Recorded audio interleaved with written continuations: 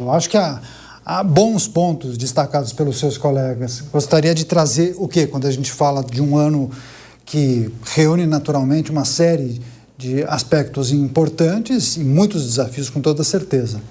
Boa noite, Daniel. Boa noite aos telespectadores, aos meus colegas aqui, amigos, doutor Carlos, doutor Ricardo, que já colocaram pontos bastante relevantes. Primeiro, a gente falar aqui dos desafios. A gente imagina alguns pontos e isso, muitas vezes, no curso das eleições, nós somos surpreendidos por uma novidade que acaba sendo a maior preocupação.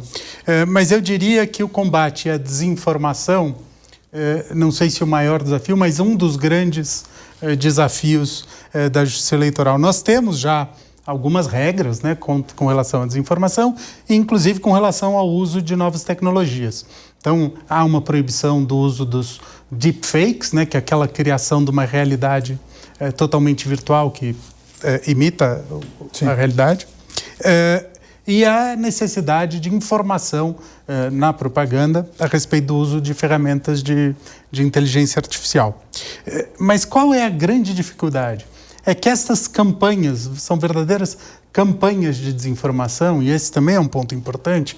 Quando a gente fala em desinformação, nós não falamos de uma notícia falsa. Essa não causa grandes danos, mas são campanhas orquestradas mesmo, são redes que distribuem notícias num determinado sentido, notícias falsas, num determinado sentido. E, normalmente, essas redes não passam diretamente pelos canais oficiais da campanha.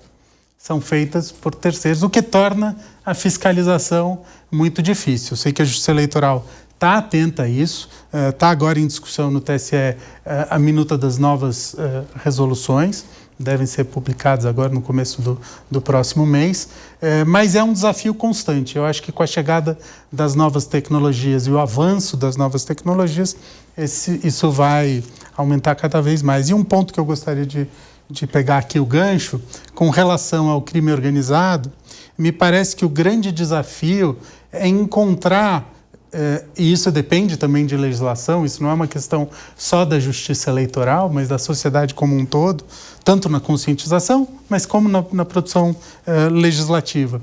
É encontrar o equilíbrio entre a segurança jurídica necessária e o combate efetivo. Porque como é que eu sei que alguém é do crime organizado?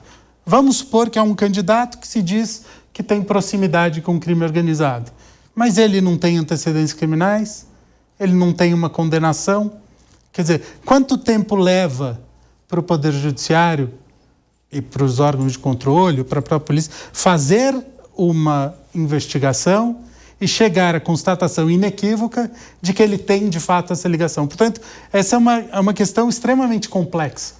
Não é tão simples quanto parece. Que muitas vezes o crime organizado não coloca um dos seus para se candidatar. Exatamente. E escolhe alguém, talvez, da comunidade, sem nenhuma passagem pela polícia, alguém acima de qualquer suspeita, e acaba financiando essa pessoa. Esse é um ótimo ponto. Exatamente. Então, como calibrar esse filtro? Se é necessário um filtro, como é que nós vamos estabelecer esse filtro e, ao mesmo tempo, garantir a segurança jurídica? Eu não vou afastar da política pessoas que, na verdade, não têm relação nenhuma com o crime organizado. Então, esse é um desafio tanto para o Poder Legislativo quanto para o Poder Judiciário e para a sociedade em geral.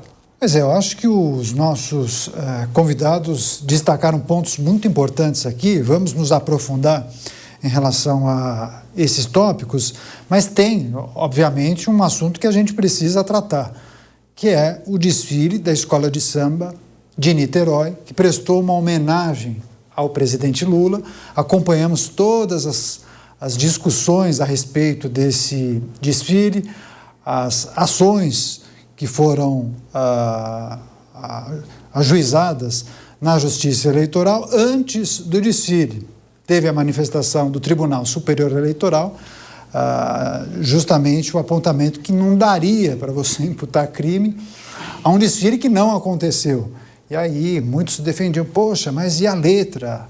Em determinada estrofe aqui há o enaltecimento do presidente ou de alguma coisa que parece ser um programa muito conhecido das administrações dele.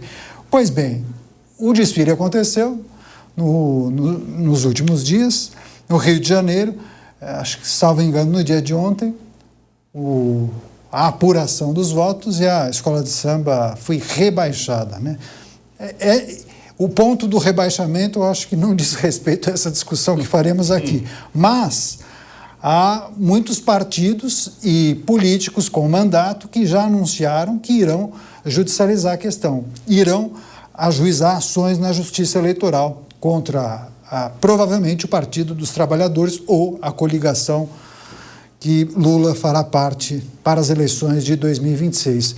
Quero começar com o Dr. Carlos. Eu acho que esse é um aspecto importante, é uma notícia do momento.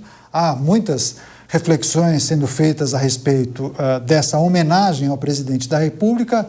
Foi campanha antecipada? Não foi?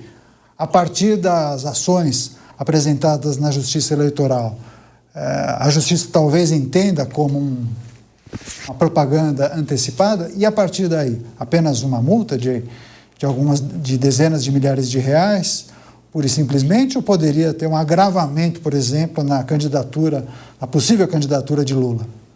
Daniel, sem coloração política, se é o Lula, se é o Bolsonaro, quem quer que seja. Como eu coloquei na minha primeira fala, o que garante o Estado de Direito é a estabilidade e é a crença na segurança jurídica.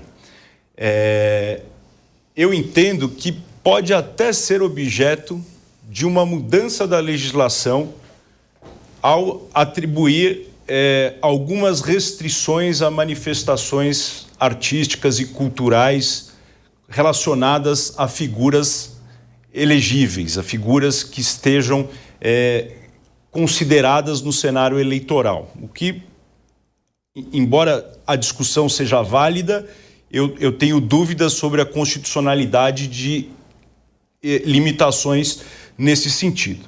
Mas o fato é que hoje a nossa legislação eleitoral e a jurisprudência maciça do Tribunal Superior Eleitoral e do Supremo Tribunal Federal, ratificando as decisões do Tribunal Superior Eleitoral, é de que, para que haja efetivamente campanha eleitoral antecipada, e veja que eu não estou dizendo que acho válido, que acho saudável, que acho desejável que uma escola de samba faça um samba de enredo em favor de um presidenciável.